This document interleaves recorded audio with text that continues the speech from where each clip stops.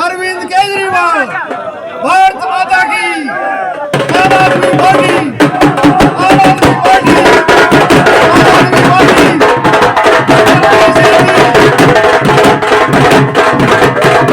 मैं आज हमारा की धरती पर डॉक्टर सुशील गुप्ता जी का स्वागत करता हूं। मैं लोकसभा अध्यक्ष श्री पवन जी से कहूंगा आगे वाली रोड में आए, दलवीर जी के साथ बैठे प्लीज।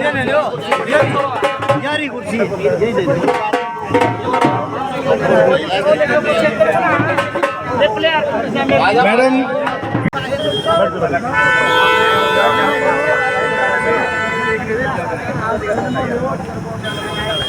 आज का ये दिन बरवाड़ा के लोगों को हमेशा याद रहेगा कि आपने बड़े छोटे से नोटिस पर इतनी बड़ी संख्या में आकर गुप्ता जी का जो स्वागत किया है, उसके लिए आम आदमी पार्टी आपका तहे दिल से धन्यवादी है। दोस्तों, मेरे सारे क्रांतिकारी साथियों, आज तक आपने कभी कांग्रेस की सरकार देखी, कभी भारतीय जनता पार्टी की सरकार देखी। कांग्रेस से दुखी होकर बीजेपी को बना दिया और अब बीजेपी से सारे दुखी हैं, अब फिर कांग्रेस को बना देंगे। तो मैं आपको कहना चाहूँगा कि ये एक बदलाव का समय है। एक बार आप आम आदमी पार्टी को आजमा के देखें, आपकी आशाओं पर हम खरे उतरेंगे। सभी साथियों को सरकारी स्कूल में अपने बच्चों को एडमिशन कराने में बेइज्जती महसूस करता है, इसलिए नहीं कि मास्टर क्वालिफाइड नहीं है, वो सिर्फ इसलिए कि हमारे स्कूलों को सरकार चलाना ही नहीं चाहती। आपको पता है 2020 में कोरोना का बहाना लेकर स्कूलों के मर्जर के नाम पर 21 स्कूल बंद कर दिए। अभी भी कल के अखबार में आपने पढ़ा होगा कि उस कमी पूर्ति को करने के लिए 4 लाख फर्जी बच्चों को दाखिले कर दिए।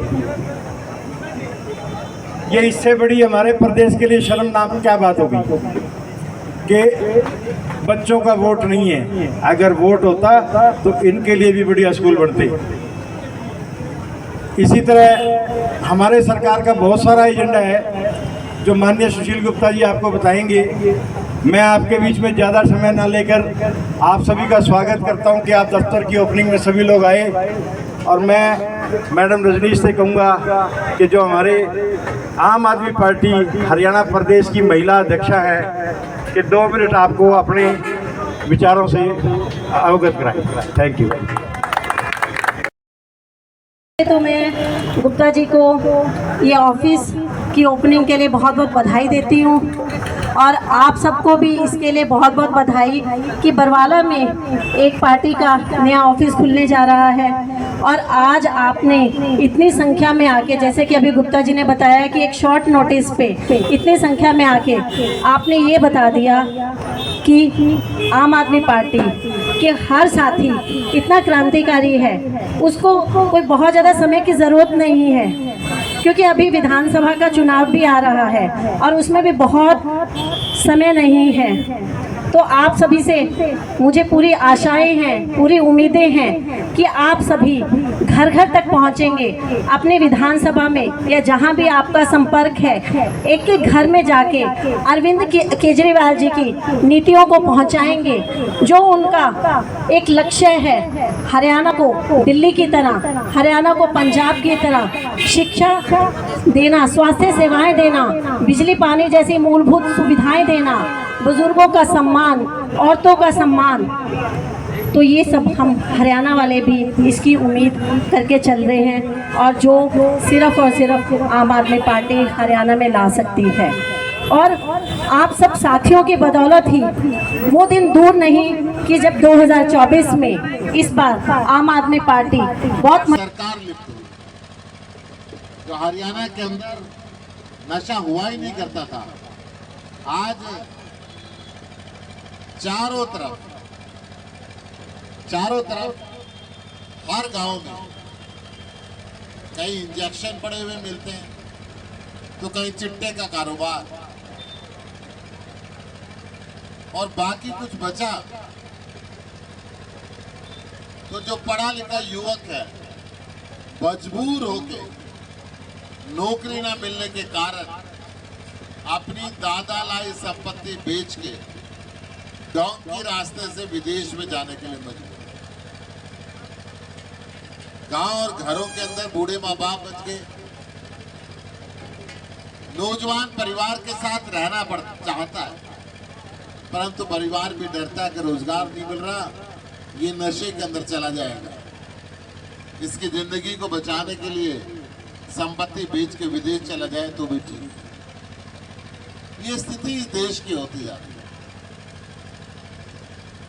सरकार विकास पर ध्यान न देने का केवल एक ही कारण है कि इस देश और प्रदेश के अंदर जाति और धर्म के नाम पे टिकट मिलती है, जाति और धर्म के नाम पे वोट पड़ती है।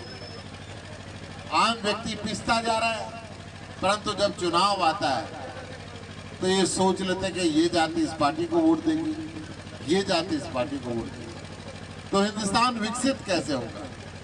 गरीब का बच्चा तरक्की कैसे करेगा?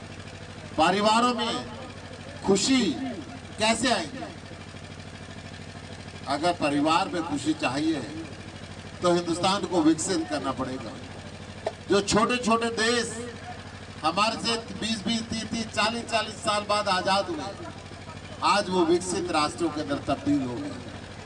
परंतु इतना बड़ा हिंदुस्तान आज भी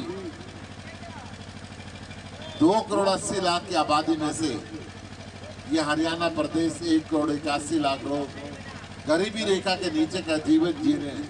और ये सरकार कहती है कि हमने विकास किया। ये सरकार कहती है कि सबका साथ और सबका विकास।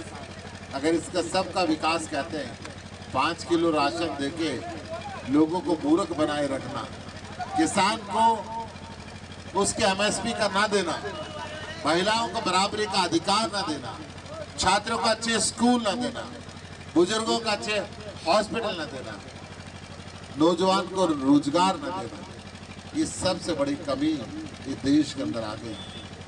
अरविंद केजरीवाल जी ने एक विकसित हिंदुस्तान का सपना देखा है, एक शिक्षित हिंदुस्तान का सपना देखा है, और वो जो सपना देख रहे हैं उनको जबरदस्ती बिना किसी कसूर के जेल में डाल देना चाहते हैं कि ये स्कूलों की बात करता है, या हॉस्पिटलों की बात करता है, ये फ्री बिजली और पानी की बात करता है, ये अच्छे रोजगार की बात करता है, ये नशा मुक्त हिंदुस्तान की बात करता है, इसको जेल में डाल दो, अन्यथा सारा हिंदुस्तान इन चीजों को डिमांड करेगा। परंतु कितने दिन जेल में रखेंगे? ये अरविंद केजरीवाल के शरीर को जेल में डाल सकते हैं, उसकी सोच को जेल में नहीं डाल सकते। आज हरियाणा के अंदर जब हमने कुरुक्षेत्र सीट का चुनाव लड़ा तो एक बात तय हो गई, 10 सीटों पे इंडियन नेशनल लोकदल ने चुनाव लड़ा, 10 सीटों पे जननायक जनता पार्टी ने चुनाव लड़ा, 10 सीटों पे बीएसपी ने चुनाव लड़ा। इनके 30 उम्मीदवार मिला के एक सीट कुरुक्षेत्र में आम आदमी पार्टी ने चुनाव लड़ा, उसकी एक सीट की वोट ज्यादा थी और इनके 30 की कम थी। अब एक बात तय हो चुकी है कि तीसरा विकल्प हिंदुस्तान के अंदर आम आदमी पार्टी है, हरियाणा के अंदर तीसरा विकल्प आम आदमी पार्टी है, और आम आदमी पार्टी इस दिशा के अंदर काम कर रही है। आज जो भी साथी इस मुहिम के अंदर जुड़े हैं, हरियाणा को विकसित करने की, हिंदुस्तान को विकसित करने की, शिक्षित करने की, बारोजगार करने की, एक ईमानदार सरकार लाने की, इस मुहिम में जुड़े हुए सभी साथियों का मैं अभिनंदन करता हूं, स्वागत करता हूं। आम आदमी पार्टी हरियाणा आज जन संवाद का कार्यक्रम चला रही है। हरियाणा के लगभग 6250 गाँव के एक गाँव में हम जा रहे हैं और जनता को अरविंद केजरीवाल की नीतियां समझा रहे हैं, उसके विकास के कार्यों को समझा रहे हैं और आने वाले विधानसभा की तैयारी कर रहे हैं। आज इस दफ्तर के ओपनिंग के मौके पर डॉक्टर सीपी गुप्ता ने मुझे यहाँ पर बुलाया। मैं हिसार लोकसभा के, हिसार जिले के और इस विधानसभा के सभी साथियों का अभिनंदन करता हूँ, आभार व्यक्त करता हूँ, और मुझे पूरा विश्वास है एक दिन आपका संघर्ष रंग लाएगा और आप हरियाणा को विकसित करेंगे। आपका बहुत बहुत आभार। जय हिंद, जय भारत।